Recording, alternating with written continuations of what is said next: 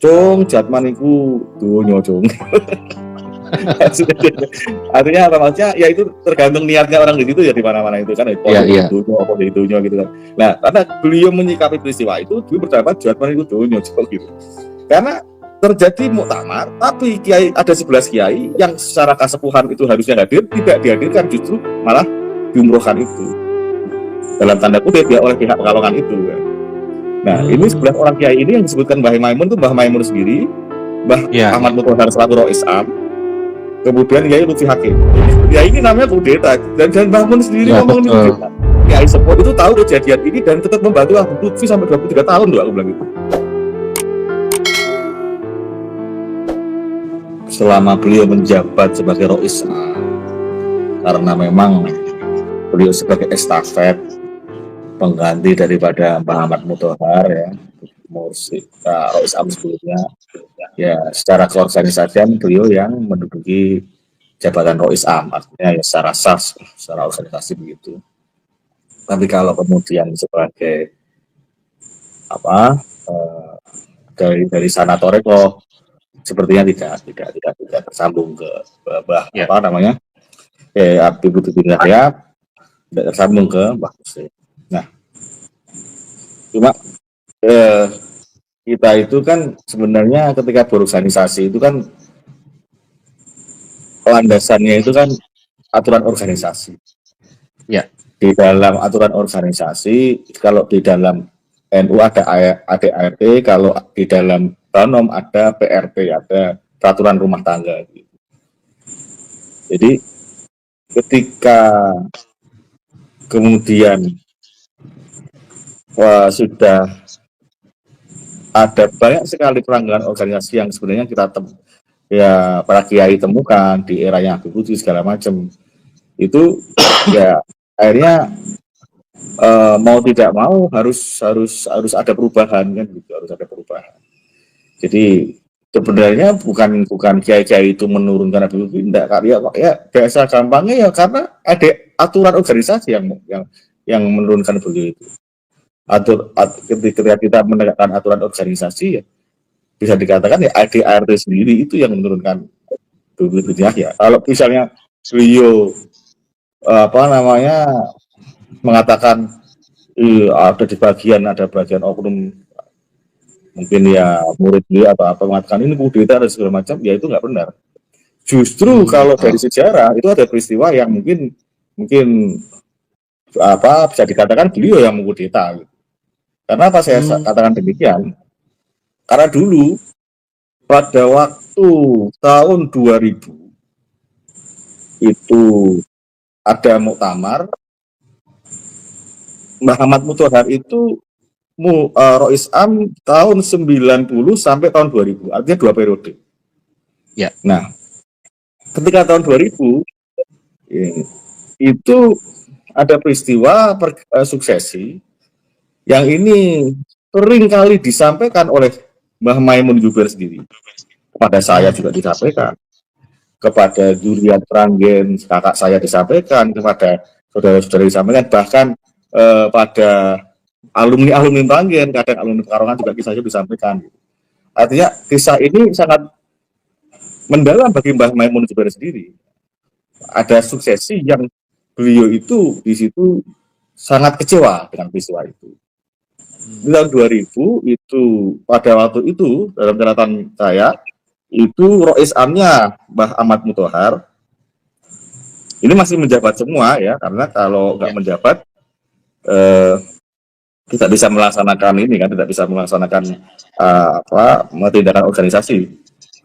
Jadi Rois Amnya Kiai Ahmad Mutahar kakek saya, ya. Wakil Rois Amnya itu Kiai Usman Abidin Jakarta, Rois awalnya Kiai Maimun Zubair sendiri, Mbah Maimun Zubair, Rois saninya Kiai Samsuri Badawi dan sebagainya ya.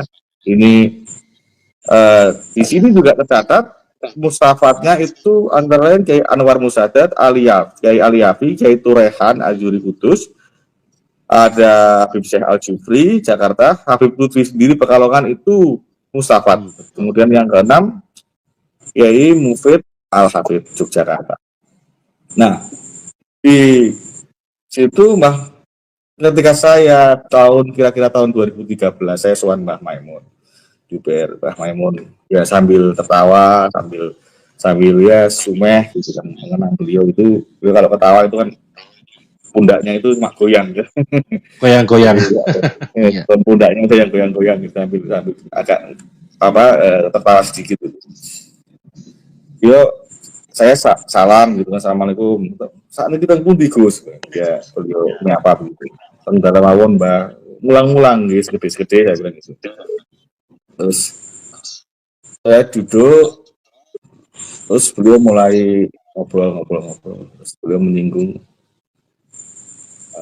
kakek saya. Aku karo mbahmu iki pribone wakil. Ya, aku sama kakekmu tuh jatuhnya kok wakil terus gitu. Katanya Ya. beliau gitu.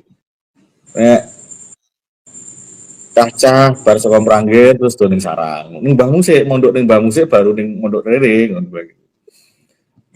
Biyen ning Jatman mbahmu kok Isam ibune aku yo wakil gitu. Beliau membahasakan wakil karena lebih secara struktural di bawah Mbak Alam Tuhar itu. Nah, terus beliau mengisahkan bahwa ketika tahun 2000 itu ada kiai-kiai yang diumrohkan. Nah, ada di situ juga saya dilengkapi oleh cerita yang lain putranya Kiai Rofi'i Gus Tamid itu Karangawen bercerita juga di tahun 2017 beliau sowan Mbah Mun dengan versi lebih komplit lagi. Dia mengatakan yang diumrohkan itu 11 orang kiai. Satu yang disebutkan Mbah Maimun Juber, Mbah Maimun sama Gus Tamid itu cerita Cung Jatman iku dunyo cung. Artinya apa maksudnya? Ya itu tergantung niatnya orang di situ ya, di mana-mana itu kan itu gitu kan. Nah, karena beliau menyikapi peristiwa itu, beliau berpendapat Jatman itu dunyo gitu. Karena terjadi muktamar, tapi ada 11 kiai yang secara kasepuhan itu harusnya hadir, tidak dihadirkan, justru malah diumrohkan itu. Dalam tanda kutip ya oleh pihak Pekalongan itu. Ya. Nah, ini 11 orang kiai ini yang disebutkan Mbah Maimun itu Mbah Maimun sendiri, Mbah Ahmad Mutahar selaku Rois Am, kemudian Yai Lutfi Hakim. Jadi yang disebutkan 3 nama ini menurut Gus Tamid itu. Artinya ini orang-orang yang sentral yang ketika barangkali hadir di acara muktamar itu kemudian Habib Lutfi nggak jadi. Jadi umrohnya itu lama katanya Mbah Mun. Artinya ketika kembali muktamar sudah selesai. Betul. Yang jadi Pekalongan itu. Jadi politisasi berarti ya Gus ya. Ini namanya kudeta dan Mbah Mun sendiri ngomong ini kudeta. Karena ya ini proses seperti ini. Dulu pernah saya sampaikan ini di forum terbatas gitu, teman-teman Matan gitu. Karena teman-teman Matan itu kan mahasiswa ahli Torah Al-Mutabor itu kan angkatan gaya Jatman gitu kan. Dan sebagian besar itu enggak ada yang pro PBNU tuh, bagian besar pro anu lah. Ya ada tapi sedikit sekali kan. Bagian besar pro Pekalongan, yang kembali PBNU tuh berapa gitu. Karena anak muda itu gampang dicuci otak ya. Jadi sayang sekali gitu. Jadi sampai ada yang nulis di media itu bahwa kiai-kiai yang ke pro PBNU itu dianggap nggak punya adab gitu. Loh kok bilang nggak punya adab itu gimana? Terus akhirnya saya tulis kisah itu tadi yang saya sampaikan tadi, kurang lebih untuk kok kayak gini kok kurang adab itu gimana? Ya nggak kurang adab siapa kalau kayak gini gitu. Betul. Kiai-kiai sepuh itu tahu kejadian ini dan tetap membantu Habib Lutfi sampai 23 tahun loh, aku bilang gitu. Masa masih bilang kurang adab? betul. Masih bantu, masih ini yang nguyung semuanya. Kita terus bikin organisasi sendiri juga kan, nggak bikin Jatma atau apa. Jatma perjuangan juga enggak kan. Ketika dipimpin beliau kan itu juga.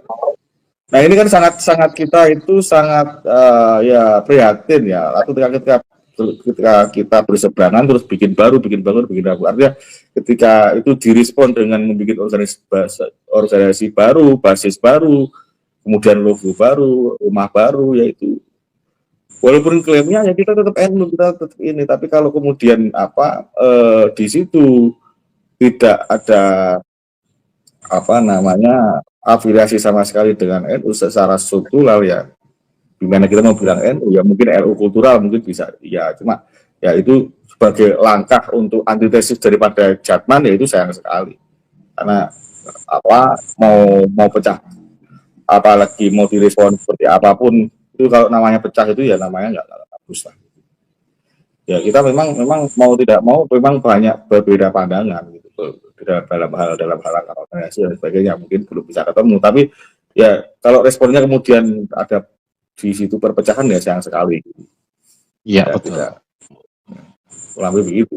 Jadi dari Jatmas saja ya, tidak secara struktural, tidak ada hubungannya dengan NU sama sekali.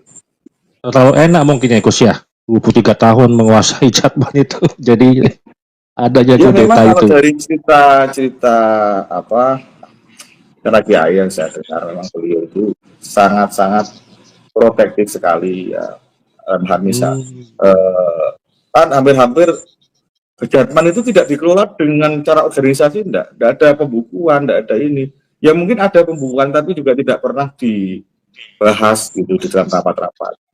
Kalau ada dana-dana juga enggak ada transparansi dan sebagainya. Jadi kesulitan sekali.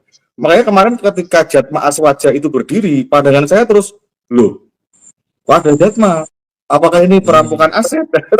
Saya bertanya gitu, karena apa? Selama 23 tahun beliau menjabat, bahkan organisasi Jatman sebelumnya itu kan dokumen-dokumen itu kan kita tidak pernah pegang, artinya ini dipegang oleh pengurus-pengurus yang menjabat itu, dan tidak pernah divotan punya aset apa segala macam. Padahal kalau menurut cerita-cerita para kiai, banyak ulama-ulama atau agnia-agnia yang akhirnya mewakafkan tanah, gedung segala macam ke Jatman, dan itu tidak tahu kita gitu.